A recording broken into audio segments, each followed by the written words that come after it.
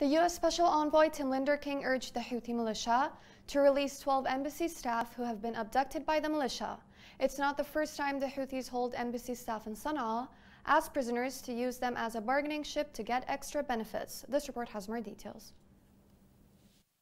Houthi militia continues to hold 12 current and former employees of the United States and United Nations. USA and UN officials are calling on the Houthis to release them unconditionally. This detention sends a violent message and an extremely negative signal to USA and the United Nations, who are seeking peace and safety for Yemen. U.S. Envoy for Yemen, Tim King, said we condemn the Houthi detention of 12 of our current and former U.S. and UN staff, and they're still being held out of reach.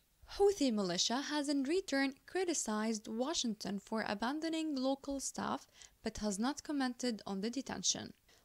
King told reporters during a press briefing on the renewal of the country's truce that it's still extremely unfortunate they are still holding the UN and US men in Yemen.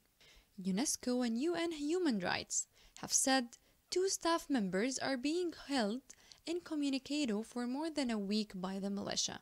Yet, the United States said in November that the Houthis had detained several Yemeni staff at the US Embassy in the capital Sana'a, without disclosing how many. Houthi militia remained silent and did not respond on the US calls for freeing the detained embassy men, despite that Yemen's warring sides on Tuesday renewed a 2-month truce sponsored by the UN that first took hold in April. The organization is pushing for an extended and expanded deal.